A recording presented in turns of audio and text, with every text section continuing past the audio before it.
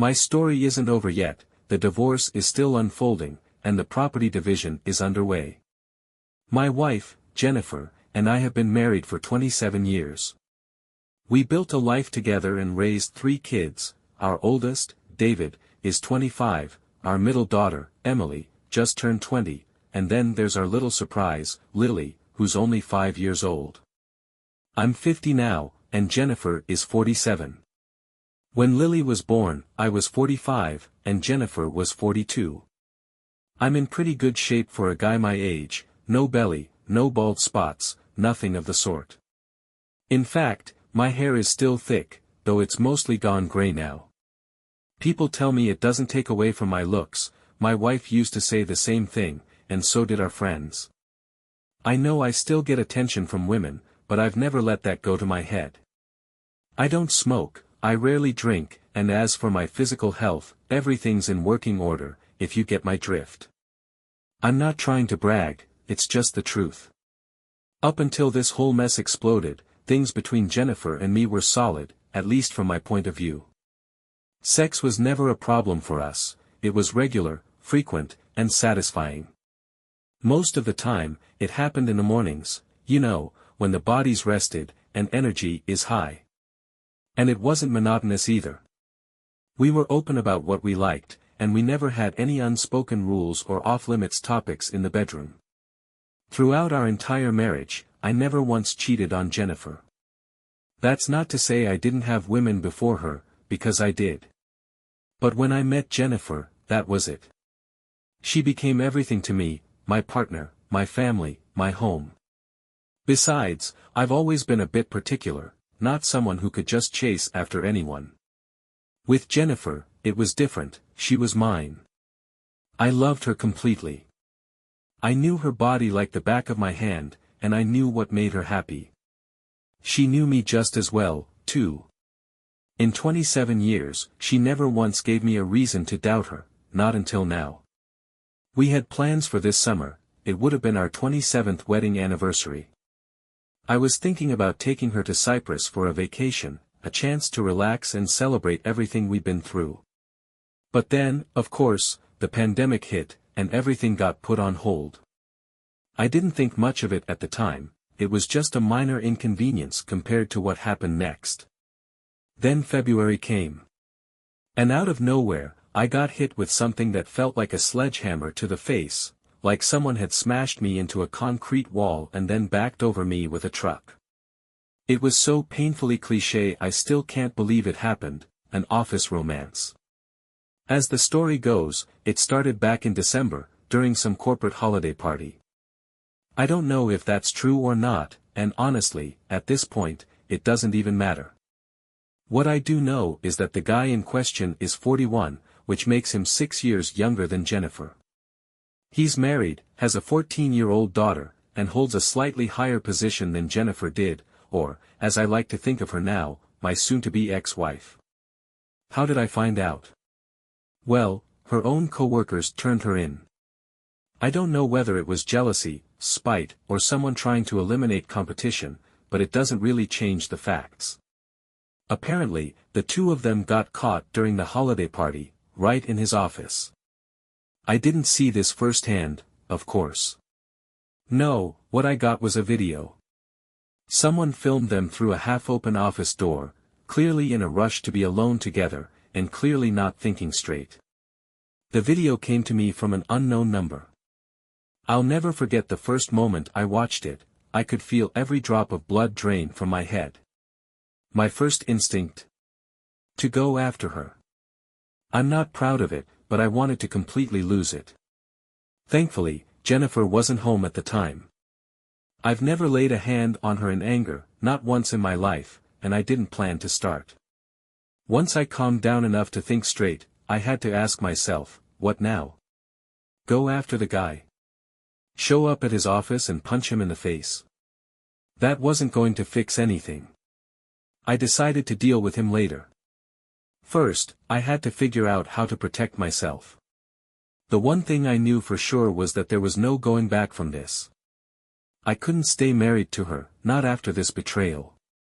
But we had too much tied up together, our home, our finances, my company. I wasn't about to let Jennifer walk away with half of everything I'd built. I needed to get my ducks in a row before the divorce proceedings started. So I made a plan. First, I acted like I didn't know anything. I don't know how I kept my composure. Looking back, I'm amazed I pulled it off. I stopped being affectionate with her almost immediately. No more morning kisses, no more intimacy. I told her I wasn't feeling well, which wasn't a complete lie. I felt like I was dying inside. The worst part? Jennifer noticed. She actually seemed worried about me. I'd see her looking at me with those same concerned eyes she'd always had, and for a moment, it was like nothing had changed. But then I'd remember what I'd seen in that video, and the anger would hit me like a punch to the gut. I wanted to scream at her. I wanted to tell her I knew everything. But I held on. Over the next few months, I set my plan in motion. I sold my car, telling Jennifer I wanted to upgrade to a better one. I came up with an excuse to sell her car, too, saying there was a great deal on a newer model. She didn't argue. I took the money and put it aside. The pandemic helped with the next part, my company. Like most businesses, I sent my employees home when the lockdown started. Then I paid them their wages, quietly liquidated the company, and moved everything over to a new business registered under my mother's name. My mom's 74, a tough and cheerful old lady, and she didn't ask too many questions. By May, it was done. Jennifer didn't have a clue. The only property left was our apartment, a big 3-bedroom in a nice part of town. That would have to go through the courts. Then there was our country house, the house Jennifer loved more than anything. And that was where I had the upper hand. The land it was built on had belonged to my grandparents, passed down to my mom after they died. Years ago, Jennifer and I had torn down the old place and built our dream home there, a cozy 2-story house with a garden, a gazebo, a pool, everything we'd always wanted. We'd practically lived there in the summers. But legally, the house and the land still belonged to my mom, not us. Jennifer didn't know it, but she had no claim to that property. It was around this time that Jennifer started to suspect something was wrong. She'd ask why I was acting distant, why I wouldn't touch her anymore. I could see the worry in her eyes, but I couldn't bring myself to care. Finally, at the end of April, we had the conversation. By then, Jennifer must have sensed it was coming. She looked terrified, her hands were shaking. I showed her the video. I'll never forget the way her face fell. She dropped to her knees, sobbing, grabbing at my legs, begging me to forgive her. Why? I asked her. What was missing? What did I do wrong? She couldn't even give me an answer. All she kept saying was that she'd made a mistake, that she didn't know what she was doing. But it was too late. The damage was done. Now, here we are. Our oldest son, David, won't even speak to her. Emily, our middle child, is caught in the middle, struggling to understand how her mother could do this. Lily's too young to know what's happening, and that breaks my heart most of all. I'm fighting to get custody of her, to keep her with me. Jennifer has nothing left now, no car, no money, no company, no family. I don't know what she thought she was gaining by throwing everything we had away. But I know one thing for sure, I'll never forgive her for it. After that confrontation, Jennifer became a shadow of the woman I used to know. She moved around the house like a ghost, silent, hesitant, avoiding my gaze. I'd find her sitting alone in the kitchen, staring off into space with red, swollen eyes.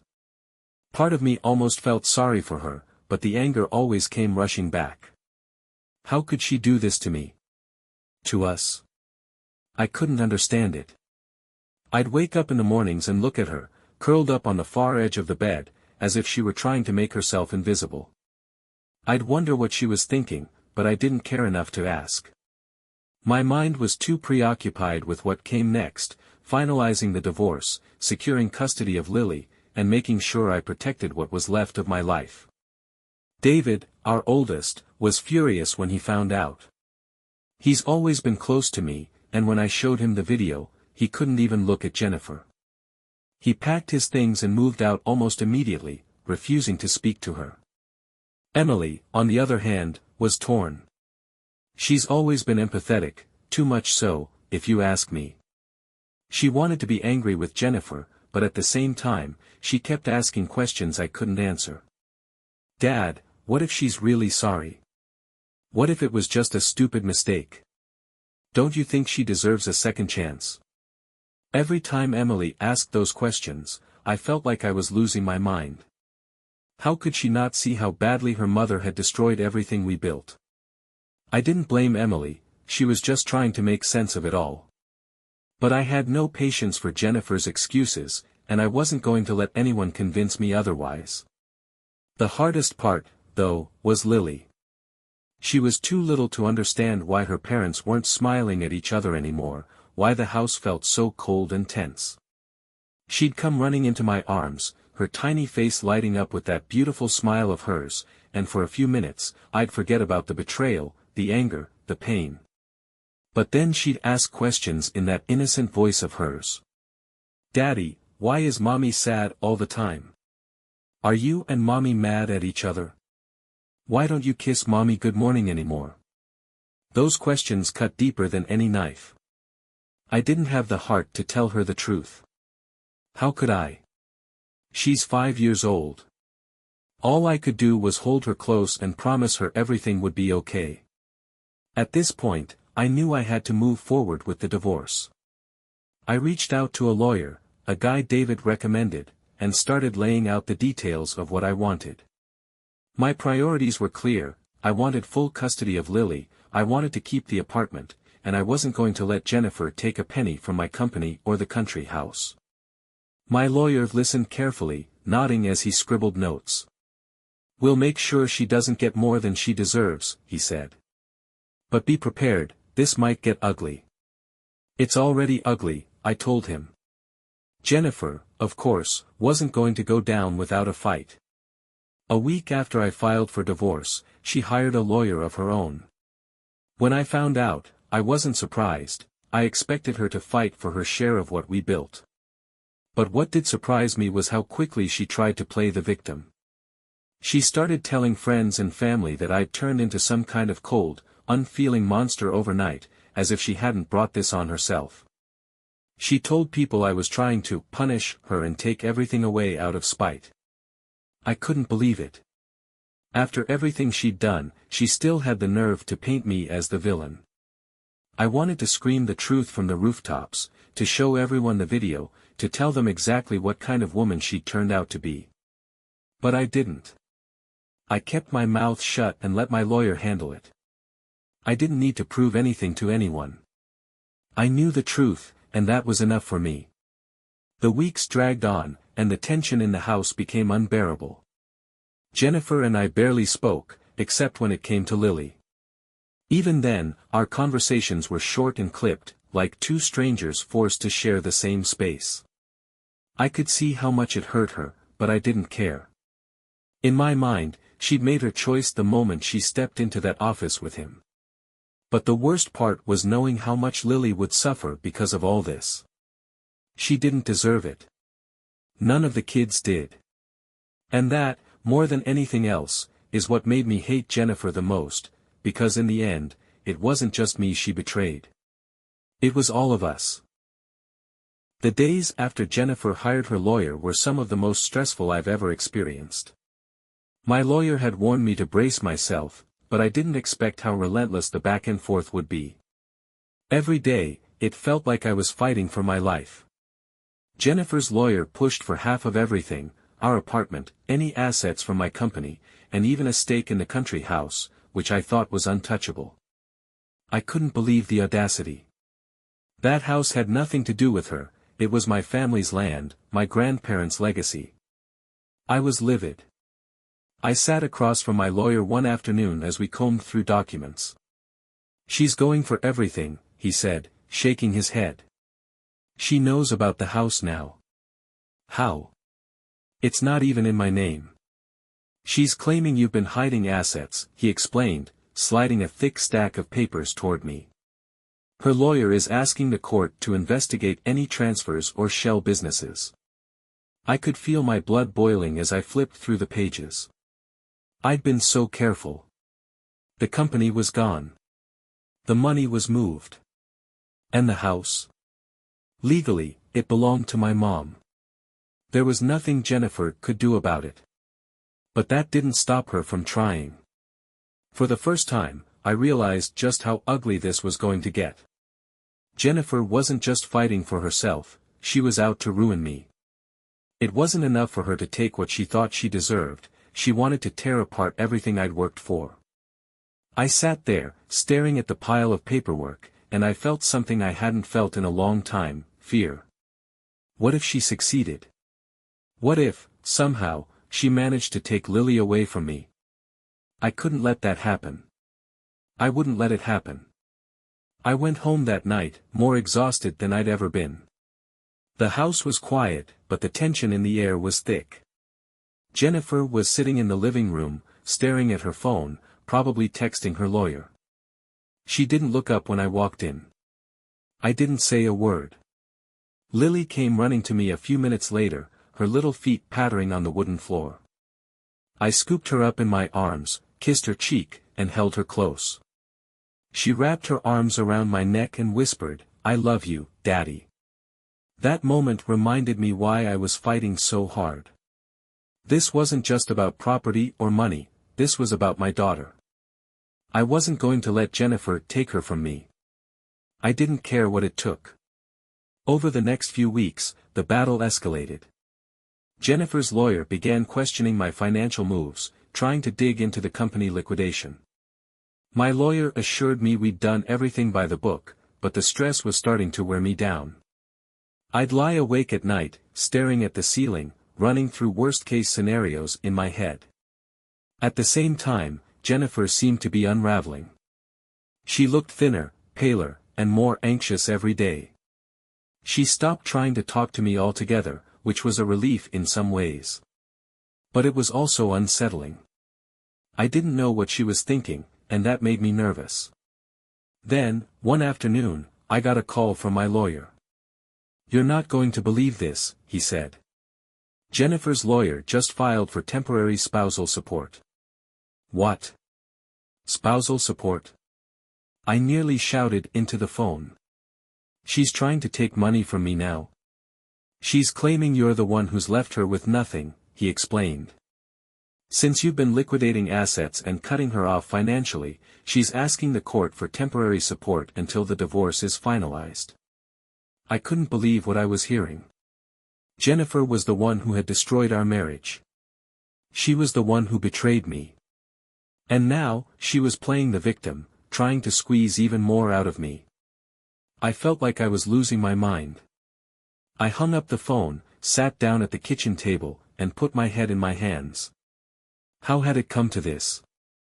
How had the woman I loved for 27 years turned into someone I didn't even recognize? I thought about David and Emily, about how they were caught in the middle of all this. I thought about Lily, who still didn't understand what was happening.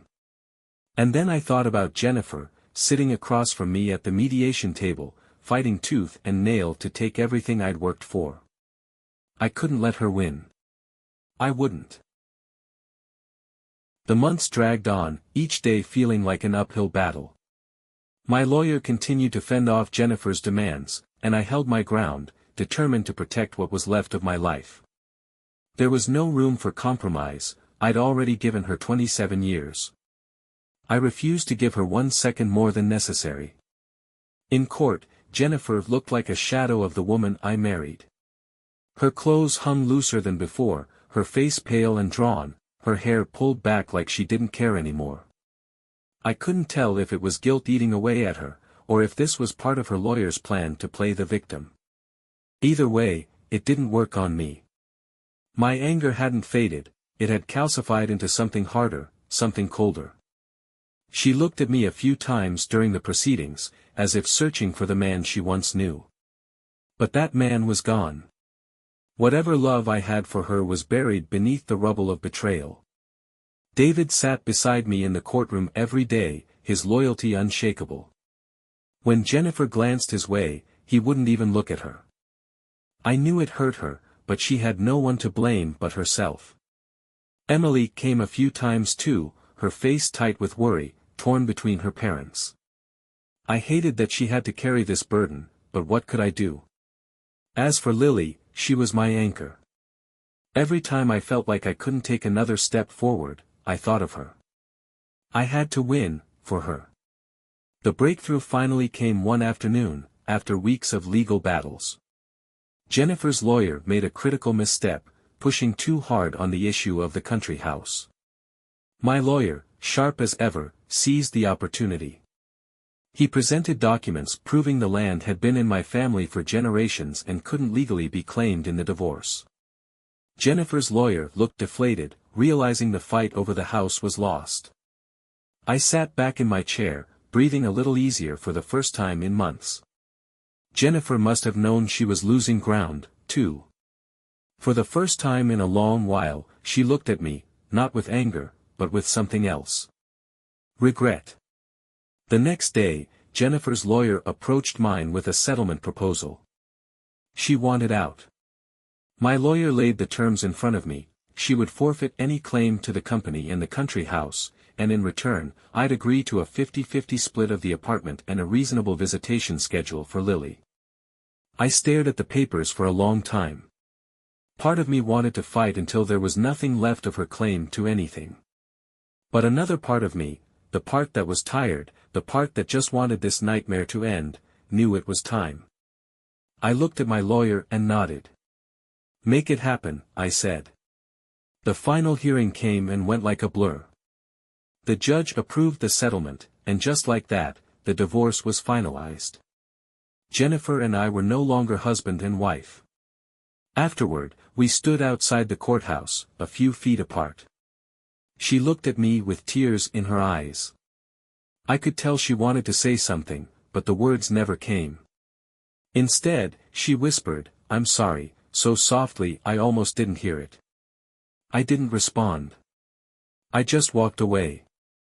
In the months that followed, life slowly started to feel normal again. David had moved back home for a while, helping me fix up the apartment and rebuild what was left of our lives. Emily still visited Jennifer from time to time, though she didn't talk about it much. I didn't ask. It wasn't my place to tell her how to feel. Lily was my saving grace. She and I settled into a routine: school drop-offs, bedtime stories, trips to the park on weekends. Her laughter filled the empty spaces Jennifer had left behind. She didn't ask questions anymore. She was happy, and that was enough for me. One evening, as I sat on the porch of the country house, watching the sun dip below the trees, I thought about everything I'd been through. The betrayal, the heartbreak, the anger, it was all still there, but it didn't weigh me down like it used to. I'd survived. I'd protected what mattered most. And as Lily came running toward me, her little arms outstretched, I realized something else. The story wasn't over yet, but it was mine to write now.